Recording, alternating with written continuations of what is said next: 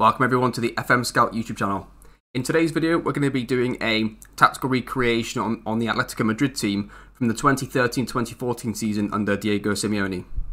This team is one of my favourite teams of all time, historically.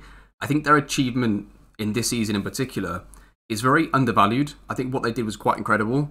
To be the third team in Spain, one of the rest sort of, because you have Real Madrid and Barcelona as the top two, and there was everybody else. They had the other two clubs with incredible teams, and they both had two of the top players to ever play the game in Cristiano Ronaldo at Real Madrid and then Messi at Barcelona. And despite that, they were able to win the league title in the most incredible of circumstances, and they did it in a playing style that was completely different to the other two teams, which made them stand out even more. Even to teams in England, lots of pundits and fans of other teams don't like Atletico Madrid for their style of football. I personally admire the fact that they're able to do it in a completely different way. I think that football is great when you have different teams doing it different ways. I think if everybody played the same way, football would be a little bit boring. So I think the fact that they do it the way that they do, and they did, is incredible. And just the achievement to do it over a 38-game season is very, very difficult. And that's why stories like Atletico Madrid in the 2013-2014 season, or Leicester City in 2016, those stories should always be remembered because of the difficulty to do it over a whole season, and not just in a one-off game or a two-legged tie. My biggest memory from this season was actually the last day of the season itself, where Atletico Madrid had to go away to Barcelona at the Camp Nou, and they had to get a draw to win the title. If they lost, Barcelona would have beaten them to the title, and it was just about the most typical Atletico Madrid performance you could have seen. And they did go a goal down though, which was interesting that, you know, for a team that play that way and have a game plan of trying to keep things tight, keep things close, once you concede a goal and you have to then go and chase the game, you have to drastically change the way that you're playing in some occasions. And that can then be very difficult to do that and then re-stabilise yourself if you then do get that goal. So what was really important for them is they eventually did get the goal. If I remember rightly, Diego Godin scored. And I don't know, when Diego Godin scored and made it 1-1 and then they went on to win it, I just thought it was an absolutely incredible moment we just witnessed. You know, an underdog story of a team winning a league title. But I think because it was in La Liga, just the interest wasn't there as much, I don't think, from the British media. And I don't think people quite realise just that the gulf between Atletico Madrid and the other two in terms of the money spent, the money the clubs had. I mean, Atletico Madrid only a few years ago were in an absolutely terrible financial situation, and a few different things happened. Mainly I think their transfer policy helped them a lot with bringing in players for little money and then developing them into world stars, then selling them for massive profits at the end of it. That was part of the solution that helped them. There were many more things that I'm not going to get into in the video, because it's all financial stuff. But yeah, I thought it was an incredible moment from an incredible team playing a completely different type of football to what we were used to seeing from a Spanish team at that period, because it was just after Spain had won the 2008 Euros, the 2010 World Cup and the 2012 Euros, and this was going into the 2014 World Cup. And then you saw a Spanish club team win the domestic league that played completely differently to how the national team was playing and the previous top Spanish teams at the time. So I thought it was an incredible story, an incredible moment in football, and I thought I wanted to do this tactic. I knew going into it that, like the Pep tactic, this type of football as a top team, as one of the better teams, you know, in the game, and then playing this kind of football that we're going to go through now. Yeah, so what we're going to do now is going to quickly go through a brief rundown of how they played in real life and what we're going to try and recreate in the game itself. And if you do like what you see in this video, don't forget to hit that like button and subscribe to the channel. Obviously, one thing to note is that with any recreation, when you're trying to recreate a team and how they played over an entire season, there's going to be one or two games where they did things differently, depending on the opposition or the players they had available, if they had a lot of injuries and suspensions. So that is important to note. So what we're going to look at here is when Atletico Madrid played pretty much a 4-4-2 system in terms of formation, where they had David Villa and Diego Costa up front. There were many games where if one of those two was out, they could play like a 4-4-1-1 almost, with a more attacking, creative midfielder behind a striker. But we're going to look at them as if they're playing a 4-4-2 shape. So we're going to look at Atletico Madrid in real life in this period here. We're going to start off looking at them out of possession. The reason is that every manager that you can think of, you always think of what their teams do best first. So in terms of when people think of Pep Guardiola, they think of what his teams do in possession. Then they think about the other aspects to what his teams do afterwards. And with Simeone, I think most people think of his teams out of possession. So that's where we're going to start there. The first thing I think is to make clear is that we will have an image in our head of Simeone's teams where they have 11 players sat right on the edge of the area, defending for their lives and clearing the ball away and defending and defending and defending. And his teams have done that at times, and that does happen in periods of the game. But it's not like that is a completely designed thing to go and do the entire game, because if you were to do that, obviously the entire game, all game, there's a lot of times where all you need is one deflected shot, one cross that gets, that gets missed on the clearance and you concede, and there's different issues that can occur. What's really interesting with Simeone's defence is that they apply some very basic principles of a backline anyway, for any team at any level. In terms of, you'll see from some of these pictures that we're going to show, that when there is pressure on the ball, so when there are players pressing the ball and there's not as much of a threat of them going straight through, it's not necessarily about worrying about in behind, because against Barcelona in this case, they're not expecting that as much. But what they're worried about is that if there's no pressure on the ball, that they'll find the ball through the lines, and that's one of the issues. We'll come back to that in a second with the compactness and why that's so important in defending in 2 lines of 4 effectively, with forwards ahead of that. So it's really important to note that the back four don't necessarily just go and drop and sit on the edge of their own 6-yard box the entire game. It depends on the situation, especially in front of them, if the ball's been turned over, and if there's pressure on the ball or not. If there's no pressure on the ball and somebody's got clear time and space with it, then they'll start to drop, and then you'll start to see the famous images that we all see of Diego Simeone. But yeah, so that's the first thing to note here, is you're going to see, as I'm talking, I'm going to put some pictures over it, of the defensive line reacting to the ball. So you're going to see situations where there is somebody on the ball and the defensive line is in a decently, I don't know about putting it in FM terms, but you could look at it like a normal defensive line, or even, so between high and low, in that sort of bracket, depending on the situation that it is. And then as the team progress with the ball, the defensive line will then start to drop if there's no pressure. If there is pressure, they try to avoid dropping too early, mainly for one, just keep the compactness between them and the midfield line, if the midfield are doing any part of the pressing. Also because there's no need to drop if there's already pressure on the ball and they're already in a position to start affecting, potentially forcing mistakes or winning the ball itself.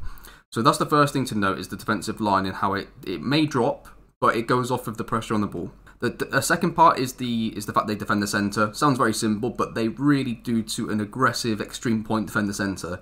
And what I mean by that is there are some great clips here of this game against Barcelona, which they drew 0-0. They drew 0-0 in this game against Barcelona, and Simeone was giving it to the crowd at the end when they were obviously going to draw the game. So he was happy with the 0-0 at the time, the way the title race was shaping up. And what you can see is that the two central midfielders in the game, so Gabi and Thiago in this case, what they do really well is that they are happy to go flying out of position and being very aggressive on the press as soon as the situation dictates, as long as it's in the centre of the pitch and it's in a central zone.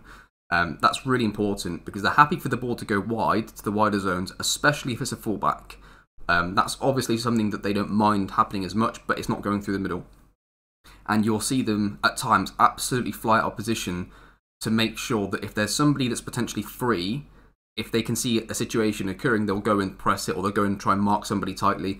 Later on in the game, actually, Godin does a really good example of, he actually sprints like 20 yards up the pitch to try and follow, I think it's Alexis Sanchez, into the middle. They know that if he gets the ball, he's going to get the ball between the lines, and that's the worst thing that could happen with the way that they defend. So it's really important to note that, yeah, we're going to defend the centre. Most teams like to defend the centre and force teams wide, but they do it to an extreme level, and they then get so compact that they're allowed to go and then be more aggressive in their pressing at times, whereas normally you wouldn't expect that from a team that traditionally sits in a lower block, which Atletico do traditionally and mainly is the game plan for a lot of it. But it's not the only. It's not like they deliberately just set themselves into a low block the entire game. There are situations where it's where that isn't the case. Yeah, so that's two things: the defensive line, the pressure on the ball, and making sure we're defending the centre with both our back four and our midfield four being very, very narrow. One of the main issues with defending with 2 lines of 4 and having 2 forwards is that any team that plays a midfield 3 is going to have a spare player, and on FM that can be a real issue. So the way to do it in real life is most teams will ask a striker to go and be a part of the midfield unit, obviously slightly further ahead, almost like a number 10 out of possession attacking midfielder. So one of the strikers will go and drop on the deepest midfield player. So traditionally it would be David Villa in this case who would do it. There are going to be times in the game where Atletico Madrid almost play like a 4-6-0 because both strikers are almost doing the same job together. Again, that would depend on the opposition and the game plan. Like they do it a lot here against Barcelona in this game. But there's periods where they're trying to be more aggressive in the game, where Diego Costa will be more occupying the back line and looking to still press there and leaving David Villa to take the deepest midfield player. So they don't want to be sat in a 4-6-0 the entire game against, one of the relegation battlers. I decided to go with more of the Diego Costa way, occupying the back line with one forward on a CDM. That's how I sort of approached it, but you could tweak it here and there. But yeah, anyway, the point is that with that spare player midfield, normally they have one striker to drop in, or they have both of them drop and be quite close in terms of vertical compactness with the midfield line, so that players can't really get the ball through into those areas, and they screen rather than having somebody just man mark. But you can go either way with it. They did go both ways as well. It depended on the situation. I just touched on it there. Compactness isn't just about compactness in terms of width, so you're defending very close together from left to right and width-wise. It's also vertical compactness, so making sure that the defensive line midfield line isn't too far from each other. And then again, if they're playing like a 4-6-0 out of possession almost, then the midfield line and the forward line are also not too far from each other. And the last thing to note is that they had a fairly low line of engagement at Atletico Madrid, which is, I guess, quite obvious to most people, which I think is more important than necessarily where the defensive line goes. They were definitely a low block team in principle, and they definitely had a low line of engagement. But what was interesting is they are very aggressive once you get past that line of engagement, normally because you're quite close to the goal by that point. But it's really important to note that they are very aggressive with tackling, with pressing, and with marking. They're very aggressive with all these things once you get past that line of engagement, especially if you're in the centre of the pitch. So that's something as well to note, to combine all those things. I think the difficult thing, as you can see already, is that to try and get the complexity of being like a low block team, but not just deliberately, sitting back in it all the time, is going to be difficult to translate through into the match engine, especially when, I don't know if anybody has played in a 4-4-2 shape on Foot Manager, but it does retreat quite deep quite quickly, even with the most advanced settings on for pressing and defensive line. So there was always going to be an issue with that, and trying to recreate a team that we're very famous for being a very good defensive team, being very organised and playing in a lower block, but also being one of the top teams in the league, which doesn't happen too often. It was always going to be a difficult and different recreation to do, especially in the match engine, and also because it's very hard to explain in a quick video about the complexities of how they played out of possession. If we were to simplify it in a few points, we're going to defend in a lower block, we're going to defend with a low line of engagement, but the defensive line is going to react off the pressure on the ball, so that if there is high pressure on the ball and we're already slightly higher in the pitch, we don't have to drop immediately. It is dependent on that. We're going to defend the centre, we're going to be aggressive with pressing in the middle and the centre of the pitch, make sure we're very compact between the lines, both in terms of compactness from width and depth. And the most important thing as well is that when we come up against a midfield three, one of the forward players at least, if not both, but one of them at least is going to be affecting their deepest midfield player, either by a marking situation or they're both going to be back and screening. So that's sort of what we're going to try and recreate our possession in those sort of points there. In this example here, what you're going to see is that Barcelona have played it long, uncharacteristically for them. They played it long up against Atletico Madrid, and they actually do win the first ball, and they're going to get control of the ball here. What you can see at the back is you can see that there are three Atletico Madrid members of the back four, and the fourth one, Juan Fran, who has just gone up for a header and is slightly further ahead. What's important to note here is where the defensive line is and how they react depending on the pressure on the ball. In the second picture, you can see that the left back has played it to a midfield player for Barcelona, and you can still see Juan Fran and Miranda. You can see the back four of Atletico Madrid have started to drop a little, but they're still ready to stay where they are depending on what happens. As this pass is played across to the midfield player, they then recognise there's going to be no pressure on the ball. There's nobody really even close to put any pressure on him. There is an Atletico Madrid player fairly close, but by the time he gets to him, there's two spare players next to him. So this is safe possession now for Barcelona, and Atletico Madrid recognise this. The defensive line recognise this, that now is the time to drop. So what's really important I'm trying to get across here is that they're not just immediately dropping from the very first ball up. They're not just dropping now immediately straight through to their own goal. They're waiting to see what develops first. So now you can see the midfield player then travels with it into space. Miranda still hasn't dropped yet. He's actually been looking, I think, at the midfield player in front of him that's almost directly in line with him, looking at whether he's going to engage the player, because if he goes and engages the player and presses him there, they can stay where they are and potentially even squeeze up a little bit if they wanted to. But Juan Fran's recognising the situation. He's going with his runner anyway, and the midfield starts to drop, and they don't look to engage. They look to screen and drop into a slightly deeper position. And in this final image here, you can see the back four now are pretty deep. They're in a low block position. The midfielder are going to get back in support. And what's really interesting is the opposition fullback here is on the ball, and there's no player on him to mark him or press him immediately. And that's because Atletico Madrid, being so compact in terms of width, the two wide players, who are normally at least one of them is a central midfield player, all defend the centre of the pitch. And what that does is it allows a switch out to an opposing fullback really easily, and it takes a while for somebody to go out there and engage them. Felipe Luis has dropped with the back line, so he's not there to engage. And yeah, so now the midfielder is now going to go out and press him, but the issue is that is going to be one of the problems with defending this way for us in both Foot Manager and for them in real life. This was something that was very hard to prevent when you defended the way that they did. This is one of the byproducts of how they defended. Here in this second clip and set of images, you can see that first of all, Atletico Madrid are defending the centre. They've got their entire back four, midfield four, pretty narrow within the width of the penalty box, and the two strikers there as well. So this is a case of the 4-6-0 type thing I was talking about, where you'd have, I guess in FM terms, both of those strikers would be on support duties, or they could both be shadow strikers or something in the attacking midfield slots. The important thing here is that the midfield four and back four are both fairly narrow. Then what you're going to see here is one of the Barcelona players who's on the front line, or I suppose between the two lines of the Atletico Madrid defensive lines, and he's then going to drop in and try and get onto the ball, and the Atletico Madrid nearest midfielder here is going to follow him in and be very aggressive with his press. So here the midfield player goes tight onto the Barcelona player to mark him tightly. Then as the ball gets played back, he's now going to be really aggressive with his press in the centre of the pitch. One, because at one point he did scan and see what the situation is behind him. There's no threat behind him at all. There's nobody to screen. So he knows here he's got freedom to go and be aggressive in the press. So it's really hard, though, in FM terms, to be able to get somebody to react like that, and also be able to sit, though, when there is somebody there and screen. The ball gets played to Iniesta, and now he does go in, press Iniesta here himself, and he's going to be very aggressive and follow the ball all the way through, out a little bit to the slightly going into the wide zones, but nothing too extreme. Which is a great example there of not just the compactness in terms of the width and the depth of the lines between all the Atletico Madrid players, but also how aggressive the central midfield players are willing to be in their pressing if the situation's right. So again, just something to factor in, and trying to translate into FM is going to be difficult when you want them to sit back and not do that, depending on the situation, but then also go and be aggressive as well. It's harder to give those sort of instructions to players in FM than you could in real life. In this last clip here, and a couple of images, I'm just going to show you why it's important to get one of the strikers to come back and be part of the midfield unit, especially when the opposition overloads you with midfield players in this kind of scenario. So here what you've got is Atletico Madrid have been defending for a few passes here. They're quite deep in their low block. Now, the issue is that Barcelona actually have two completely free players here that Xavi can see that he can get the ball straight through to. And there's no pressure on the ball. It's quite a dangerous situation, actually, for Atleti. And what David Villa, who's right at the side of the screen here, can see is that somebody needs to get in front and put pressure on him.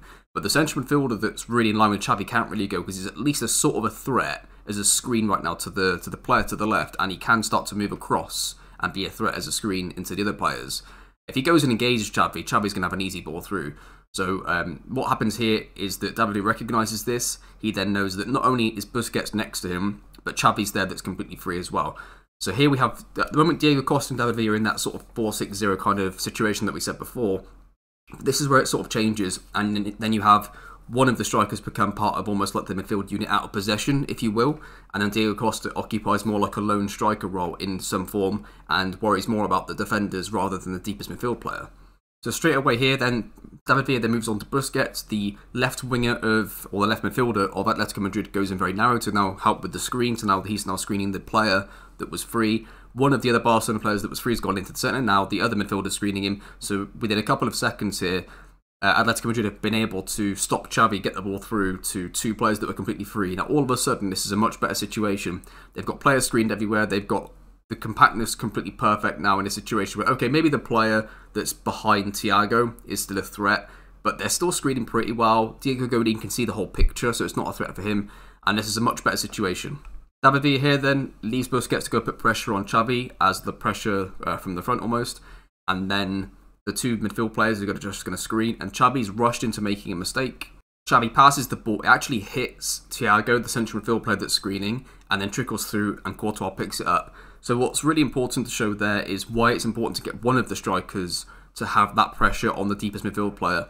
And in that case, it almost became a double pivot with Xavi and Busquets in that scenario. But it was important just to have one of them drop in, and why I think in FM terms that happens a lot more, and it's really important to have one of them there. In this attack here, Atletico Madrid have been caught with an overload on the left-hand side, Iniesta and the two wide players on the left. Atletico Madrid can see this, not really worried, because they know that if they're overloaded, it's fine. The overload player can be on the left, on the outside in a wide zone. So Juan Fran and the midfield player here, who I'm not entirely sure whether this is Gabi or Koke in this situation. I think it's Koke. He's pointing to Juan Fran saying, just be careful of when it goes wide. So they're happy for it to go wide. They're happy for the ball to go to a wide player, but then as soon as it goes wide, then it's relentlessly aggressive in the press, trying to get out to them, stop the cross and stop the threat. But they're happy for it to go wide in the first instance, but then it has to be a quick reaction to it afterwards. The ball ends up with Sanchez here, and they are 2v1 temporarily. It's going to take the midfield player now a few seconds to get back and support, but when he does, also Iniesta's going to be free, but Arda Turan's actually going to come across and help deal with that anyway.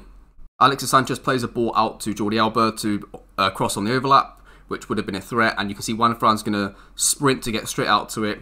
Incidentally, it doesn't matter because the ball goes straight out of play because Alexis Sanchez overhits the pass, but it just goes to show quickly about how they're happy to defend the centre, and that's if they've got to leave something, they're happy to leave that. That's the least threatening thing for them to face compared to the players in the middle. And again, this could be specific a little bit to Barca, but looking at the other videos, this is generally what they prefer to deal with, is that they've got some really good defenders. They've normally got pretty compact lines to deal with the cross.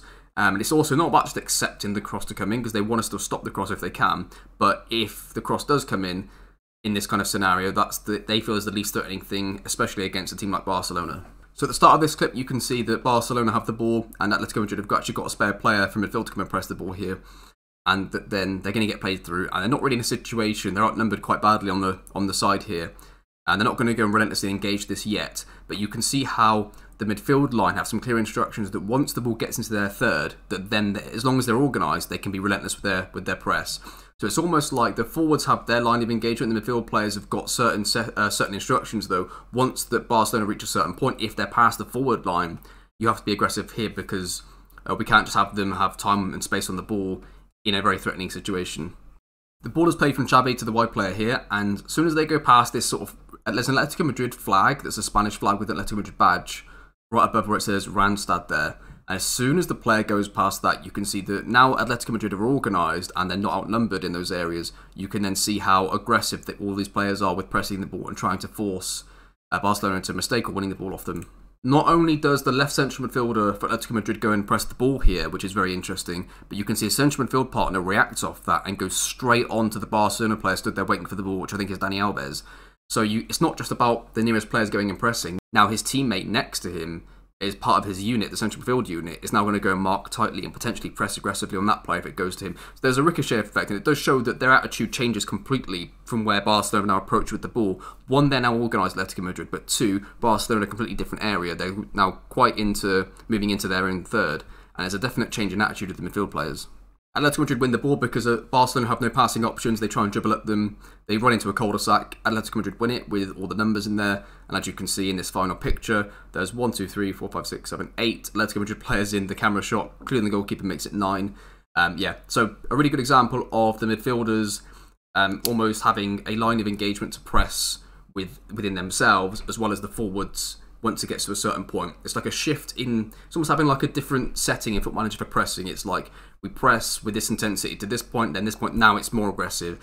And again, trying to get that to translate into Football Manager is very hard and much easier to explain in person to somebody in real life, and just something that is important to look at in the analysis here. Also, one last thing to wrap up the out of possession analysis, that if all else fails, if the compactness doesn't work, the pressing, the block, if everything else doesn't work, if all else fails, apply the dark arts. There's a really funny picture here of Barcelona are about to get out of Atletico Madrid's press. They actually pressed them pretty high here, and they've locked them into one side of the pitch. I think it started off as a throw-in, and you can see there's a lot of Atletico Madrid players on this side of the pitch and high up the pitch as well. And they're about to switch it across to the weak side for Atletico Madrid, strong side for Barcelona. There's two players ready to go on the counter.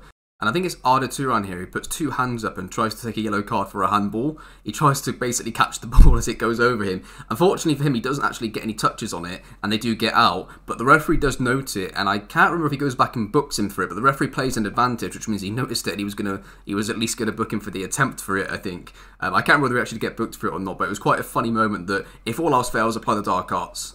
So we're going to look at in possession now for Atletico Madrid. One important thing to note, I think, is you've got to use a target man, in my opinion, for this. The tendency could be to play almost the two strikers in the attacking midfield roles to get the out of possession 4-6-0. And I think in certain games that could work. But Diego Costa is used so much as a target man, a classic target man as we would see it in Football Manager. And like there are so many occasions where to get up the pitch, they'll pull him off onto a fullback, let him go up here. Like in this first picture, he's going up against Jordi Alba. I think it's from, I don't know if it's a goal kick or I think Thibaut Courtois had the ball in his hands at this point. But anyway, he pulls off to the fullback to try and get them at the pitch. He commits a foul and gets, he starts to moan at the assistant referee and all that kind of stuff.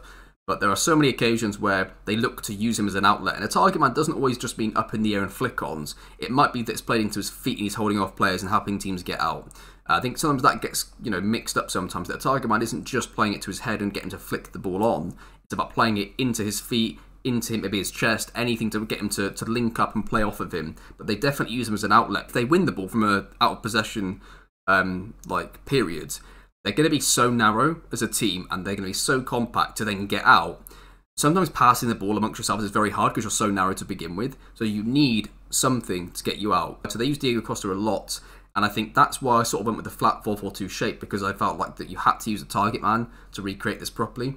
One other clear thing about Atletico Madrid in possession is that when you think of teams that sit in a low block and have a low line of engagement, you normally associate the fullbacks to be quite defensive, not to be too adventurous. But if Atletico Madrid build up possession, they're quite happy to send the wing-backs forward. They had Felipe Luis, who is probably one of their biggest threats, progressing through the lines of the opposition. He's actually a really good threat and a really good player for Atletico Madrid in possession. But this clip here, you can see it starts off with Juan Fran and Felipe Luis are both pretty spread out wide and a really open in possession shape, which Atletico Madrid were happy to do once they built up possession of the ball. Which is something that probably makes them slightly different to most teams that play this way, especially teams that you associate playing in lower blocks with lower line of engagements that are normally down the relegation zone. But they're completely different to that, especially in possession. If they get the opportunity to progress up the pitch, they will. This ball is then attempted to get to Juan Fran all the way on the right hand side. You can see, like here, he's actually in line with the two strikers, Juan Fran at this point. Felipe Luis has dropped off a little bit because they don't want them both really high for a direct ball in case this scenario happens here, because the ball is not good enough. It goes straight to Barcelona. They actually to win the ball here, but the point is that you could see at the start of the clip where Felipe Luis was, and now Juan Fran's quite high. They're very happy to use them in these kind of situations. In this clip here, you have Felipe Luis starting off on the ball. He travels with it all the way up to this point here, where he's about to engage a defender, so he's actually travelled with the ball, which we're going to mention in a second is very important. He beats the player 1v1 on the outside, and then whips in a cross from this position here. It doesn't become a threatening situation in the end, but what's very important to note here is the fact that Atletico Madrid players travel with the ball, as opposed to passing a lot of situations. Now, the main reason for that isn't because they're all unbelievable dribblers. It's because, like we said a second ago, if they win the ball from their very compact position, so if they've got their two lines of four very close together in terms of, in vertical compactness and width as well, that if they were to win the ball, they're not going to have these massive passing options straight away, and they're probably going to get pressed pretty quickly by the opposition. So the space is going to be on the outside more than likely, or there's going to be gaps for them to travel into, but there's not going to be a teammate there, so the best thing to do is to travel with it yourself. They do travel with the ball, like Felipe Luis actually took a player on 1v1 as the left back, and because it was the situation that dictated it, and that's something that we have to be aware of, and something that does happen, and we need to try and include in our recreation. This is just to go over the previous point a little bit, so now you can see here, Barcelona played it in the air, it's like a clearance, they were defending a little bit, and they've cleared it, and they've got the ball into a midfielder here, and you can see there's 3 Atletico Madrid players around the ball, and they're about to win it here. So they win the ball. Now Thiago's on the ball, and he's, I suppose, technically got an option into David Villa there, but there's a lot of space there, and again, he's a deeper player, a player that wouldn't traditionally be dribbling with it necessarily, but the situation is dictating it because they were so compact and so narrow out of possession. Now he's got to travel into the space, really. What he then does is he tries to cut back on the inside because he realises that he's not got the pace to keep going and trying to get away from players, and he still can't really see an option. He's hoping David Villa makes the run that he's trying to make now from like in to out, but by this point he cuts back in, gets tackled and loses the ball. But what's interesting is that even as a player that doesn't suit travelling with the ball, even he decided he had to because that was the situation. The back four were too deep. The Felipe Luis didn't have enough time to get into his wider position, which could have helped them get out, but he wasn't there. So he had to travel with it, and that was a central midfielder in a pretty advanced position as well. That was a rare occasion where the press on the ball was quite high, and they were able to take the ball off Barcelona. So to try and conclude that into some brief points, we want to be using a target man to help us get out of situations that we're finding ourselves in where we can't get up the pitch. We need to have attacking wing backs for those situations where we do build up possession. We need to have an outlet in the midfield 4. So one of the things they used a player like Arda Turan and played him wide. And what that did is that it meant that when the ball went to him, you have a player that was, yes, he was good at dribbling with the ball, but he was able to hold on to it, find passes, and do lots of other things than just a traditional winger. So it's really important to make sure we have one of those. And also have the team be prepared that when they're defending in that really narrow shape, that they can then run with the ball into the spaces out of it, and not just relentlessly ping it in behind to a front 2, which you might expect other teams to do that play lower down the levels. Like the relegation type teams that might defend in a similar way, but definitely don't attack in a similar way. those are the things that we're going to sort of look at to try and recreate as a brief starting point and see how close we can get. That one's a bit shorter than defensive because I think defensive is the more important part. But hopefully you get the idea of what we're trying to do in possession, and there are many different ways we could have gone into details with it. But that was sort of the gist of it. Okay, so before we actually look at the results and the tactic, I just want to talk about some brief, obvious issues that you have with the match engine in translating this kind of football. The first is the 4-4-2. Now, I have a save on my own channel where I play as Nottingham Forest. We play a 4-4-2, a flat 4-4-2, and all of the out of possession settings are set to the max. So it's like the highest defensive line, highest line of engagement, tight market, everything's just up, pressings all the way. And even with all of that, it gets to a point where if they don't go and engage the ball in certain areas and the ball gets played to certain zones, that the team just drops, and they drop into a pretty deep shape, and they're defending in what you would consider is definitely not to be a very high block. They don't defend in what I would consider a normal way. I think you have to be careful when balancing it out and how it plays in the match engine and how the players react to it. So that's something to definitely acknowledge. The 4-4-2 is definitely an issue in the match engine. The second problem is having the second striker on support duty. Now, no matter what role I sort of used, it just felt like it was never really good enough in possession.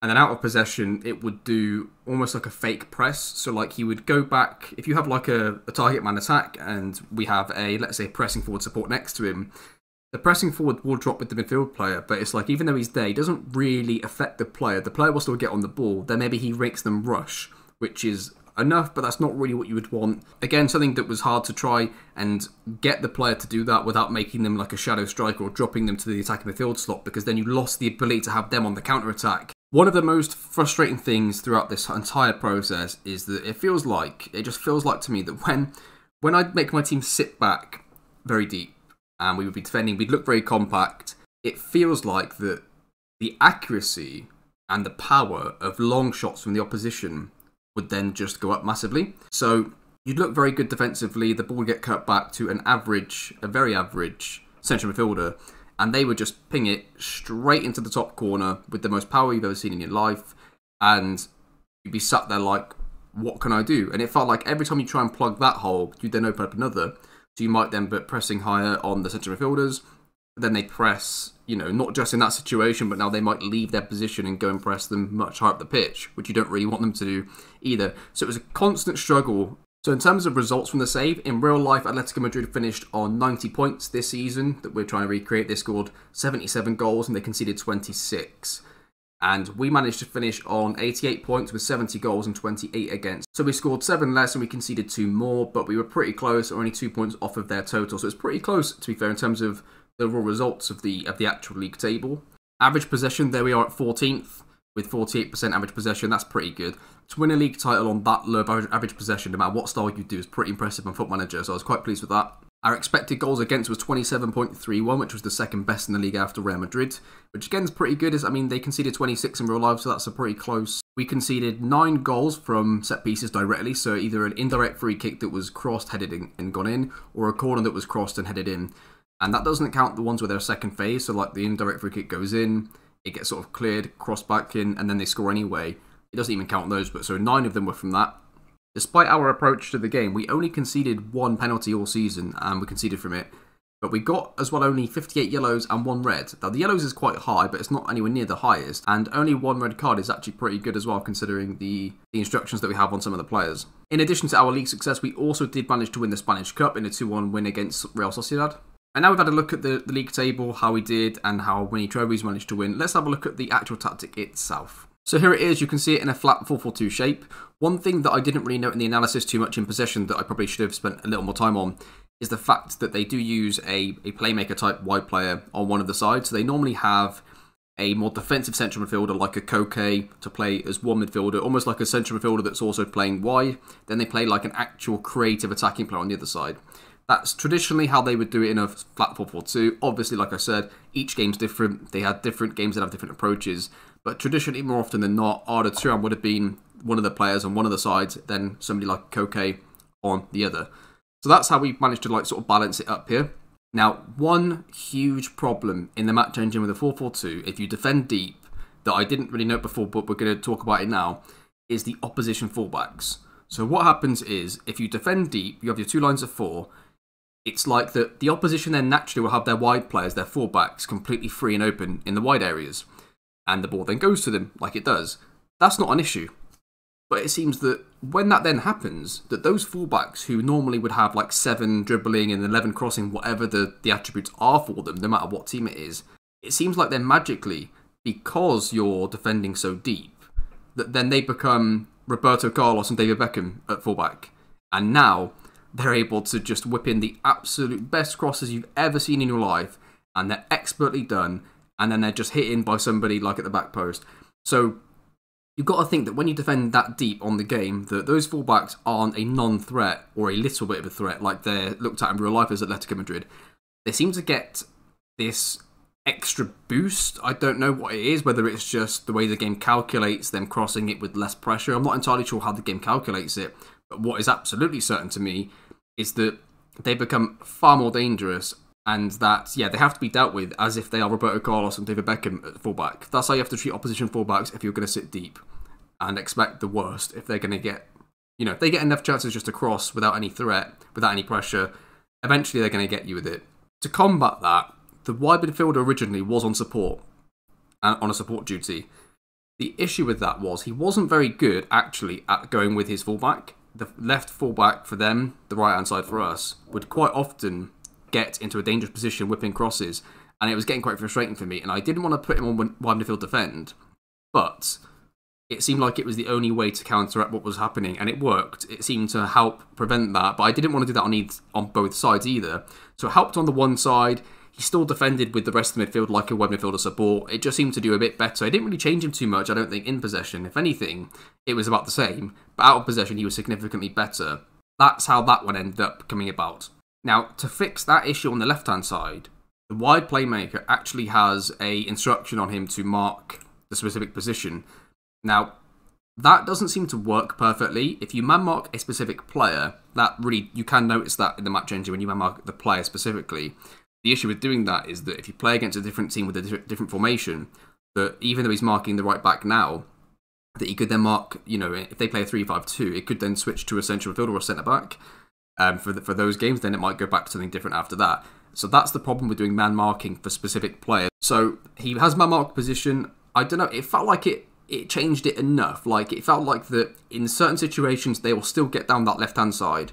Our left-hand side there, right. They'll still get down that side and get in the odd cross. But if you man-mark him specifically, not only would you have to every game make sure that he's man-marking the correct player, but then also he might go and latch onto the fullback too early and then not be part of the midfield 4 unit and help with the screening and stuff. There's a really hard balance to strike with that. So I went man-mark position. It feels like it improved it a little bit. Not great, but a little bit, and enough to live with. So that's how that one ended up. The last way to correct that problem was on opposition instructions. So this is the first tactic I've ever done where I've actually had to use opposition instructions. So in the opposition instructions, we have pressing high on both fullbacks and tackling hard. And the reason is for that as soon as they enter our half, if they get on the ball, I want them to be pressed because of the back engine, and the further they get up the pitch, I definitely want them to be pressed. The opposition fullbacks pressing is definitely on high, tackling is on hard. The central players was a very interesting one because, like I said, we had those absolute wonder strikes every time they cut the ball back from a wide area into a free midfielder. If you sit midfielders too deep, that's what happens. So I tried the 2 central midfielders originally as CDMs, but they sat back, they'd gift that space in front of the back line, and then the ball would get cut back and we'd concede long shots almost relentlessly. So the only way to counteract it was to have opposition instructions. So on the central players, I've got tight marking and pressing high on everybody that could play in a central midfield role. The reason it's done on so many is that if you think about all the different formations they could play, whether it's 4-3-3 with a CDM, whether it's 4-2-3-1 with central midfielders, or a CDM, just the 2 pivots, whatever it is, basically whatever formation they throw at you, their central midfield players are the players that have to be tight marked and pressed aggressively. What that also seems to help is the pressing forward seems to then latch onto that deepest midfield player and stay with him a bit longer and put a bit more effort into stopping them than he would do without it. So a combination of all of those things means that we've had to use opposition instructions, but hopefully that makes sense as to why. The back four is pretty straightforward. I mean, as I've sort of been talking, I would be showing images of all of the instructions. If you don't see a player come up with any instructions on, then that means there's just nothing on them. So you're going to see everybody that's got any instruction on them, you are going to see in this video.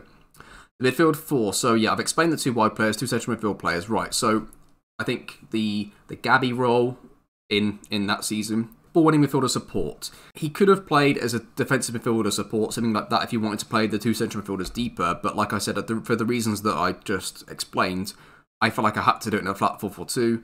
For the target man to have the strikers up there, but also for the midfield players to stop those long-range goals. You could potentially make him a central midfielder support and drop his pressing a little bit if you wanted to, because he does occasionally press a bit too much. Now, the Thiago role, the central midfielder defend, I tried the deep line playmaker. You could make a deep line playmaker argument for him and his role, and that would be absolutely fine for you to change to that. The deep line playmaker defend, for me, though, it doesn't seem to do as well defensively. It's just a gut feeling of the way that it plays. But in possession as well, it drops, I think, too deep to collect the ball off the back line, and it can make the tactic play too drastically differently in possession. And because of those two things mainly, I just didn't like the way it played. You could alternatively play him as a deep line playmaker support. The way that everybody else plays on structured, I felt worked the best. In all of my testing, the way that this worked on structured, for me, just is what worked. And yeah, that's just how I felt with it. The two strikers are pretty simple for me. Target man attack, and the pressing forward could be any role on support, I suppose. I went with pressing forward. It seemed to be the best out of possession and about the same in possession, so that was how I came to that conclusion. I'll come back to the mentality in a second, but I've gone with positive, and I'll explain sort of the reasons why in the team instructions. So in possession, I've got the passing standard, but because the positive mentality makes it fairly direct anyway, having the tempo extremely high with that, and having a target man, and having the team defend the way that it does, you get the quite direct football anyway with all of that. Attacking with fairly narrow, pass into space, and this is the one, so run at defence. I could either individually go across every player that I thought might dribble and put dribble more on them, but I don't really want players to be dribbling all the time, so I just thought generically doing a run at defence, then not touching anybody's player instructions was the better way to do it. Transition, so counter was a pretty simple one for me, and regroup. So technically there's a few times where if Atletico Madrid do lose the ball high up, they don't straight away just drop deep into their own shape. They will press from where they are. But on Football Manager, I felt that a few times we'd lose the ball would go like to their striker, and our centre-back would follow them out because it's on a positive mentality. So because of my positive mentality, the way to make them react properly when we've lost the ball is go on to regroup, and the centre-backs didn't do that as badly after that. So that was more of a reason why, and it actually did, I feel, work a lot better out of possession. So this is interesting. So much lower line of engagement, so you're getting the strikers to drop really far back and only engage, the team only engages them with their pressing once they reach a certain point. We want that to be as low as possible for the match engine.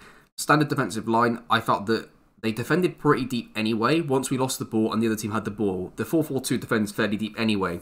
And the lower I dropped the defensive line, the worse it was for those ridiculous goals. And I just felt that it was being counterproductive. And for the sake of having an Atletico Madrid tactic, say lower defensive line, the reality of the match engine was just not there for me. I was seeing things just be worse in every way, and the results plummeted. And I just felt that this was a better way to do it, was to have the lower engagement and have the standard defensive line. That's just what I found to work best for me and for work best in the match engine. And it provided the most realistic feel, I think, in terms of, you know, watching the defensive line in real life react off the pressure on the ball, trying to recreate that a little bit as much as we could. I felt like this was the best way that I could do it.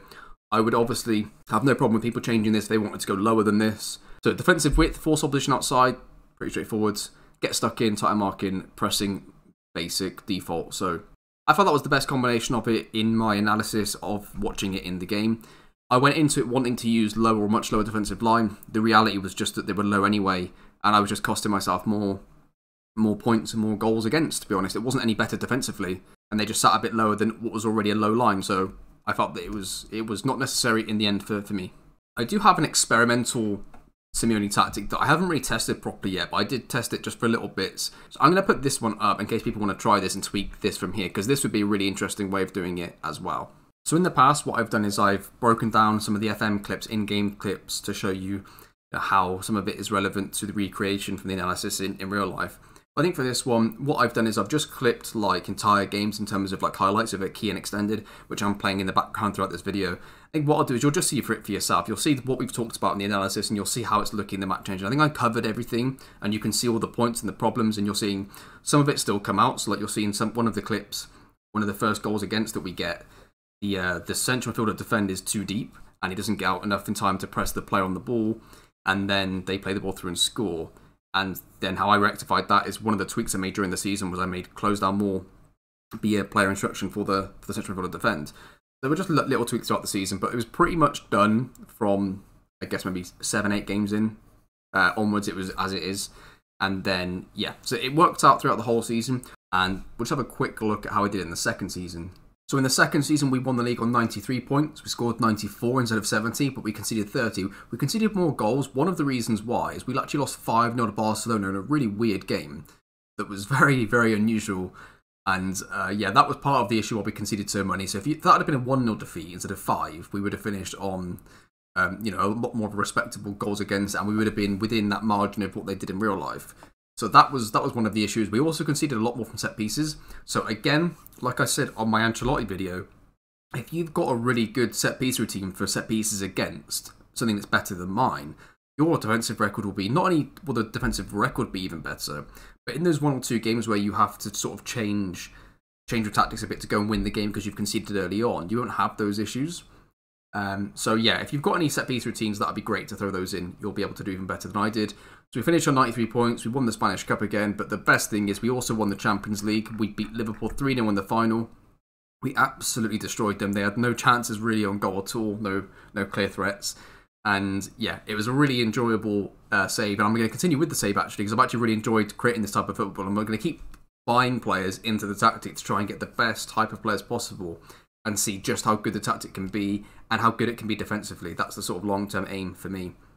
Now, just to quickly touch upon like tactical changes. Now, obviously, if in real life Diego Simeone's team in that season went a goal down, they did not just continue the way that they played and accept the 1-0 defeat. So if you do go a goal down, you're going to have to make certain tweaks and adjustments, especially when you're playing from the position of we don't need to score another goal.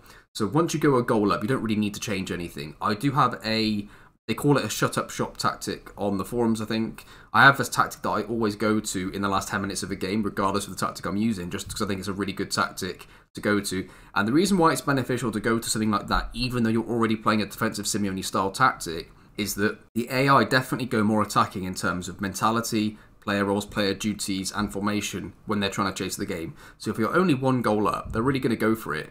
And they're going to, the central midfield players that then get into more advanced areas, if you're playing the 4-4-2, you're going to give them a spare player. And I can see more often than not, they're going to get chances to score late on. So you want to switch to something that has that extra midfield player in there. You could probably keep the same exact tactic if you want, but what I would do in that situation, if you're not going to change anything, like tactic and formation wise, at the very least go in then and then use your pressing forward to man mark somebody specifically to then at least match up that midfield 3 against 3. If you are a goal down, I'd be prepared to go more attacking. So in the Simeone tactic, I normally go with the passing directness up 1 and attacking mentality first. And then if we still need to get a goal, I then have an attacking tactic that's still in a 4-4-2 shape, but it's a bit of a different playing style. It's much more aggressive in mentality. The passing style is a bit shorter, so that even though we're getting more aggressive with the ball going forwards quicker, we're not just going long. We want to build up with certain players. So I would be very prepared that if you do go a goal down early to teams, to be prepared to change the tactic, because Simeone did in real life, managers would do. They won't just stick with the same thing because it's just the way that they play. Of course, they're going to try and win the game. I'm going to put up in the download section for this tactic, you're going to have my attacking tactic to get a goal and my defensive tactic to see out the game to combine with this tactic if you want to use it properly the way that I did, and to get the same results that I did. And the last thing is the shouts. So I traditionally always do 2 shouts in the first half, one around 15 minutes, one around 35 minutes. And then in the second half, I do one around 50, and then I wing it as I go with different ones. With this tactic, you will notice that there'll be some games where hardly anything happens in terms of highlights. If you play on key highlights, there'll be nothing because you're defending, not much is happening, you're stifling the game. And it's very easy to just do nothing in those games and just let it pass through. Now, the issue with that is that while you're doing that, the opposition, the AI, are actually making little changes all the time. And then eventually what will happen is they'll more often than not get a highlight and get a goal, while your team's had, not only is it not changing, but they're not getting any extra motivation from the sidelines, whereas the opposition are doing shouts. So what I do with this tactic is I got very, very disciplined on making sure I did at least 3 shouts in the first half to make sure that even when nothing's happening and we're 1-0 up and things are going great, I'd still be using show some passion and demand more. Show some passion I like to use the most, demand more the second. But yeah, just something to be wary of, that in those games where you feel like that you're against a relegation battler and you're cruising, you don't need to do anything. Just be wary in those games that, you know, having those extra shots makes the big difference in keeping clean sheets in games and winning 2-3-0 instead of potentially conceding the next goal and having to chase the game to win it at the end and winning 2-1. So I found that if you want to maximise the success out of the tactic and maximise the Simeone style and the Simeone defensive record, be very aggressive with your shouts. Try and use as many as you can. Show some passion, demand more.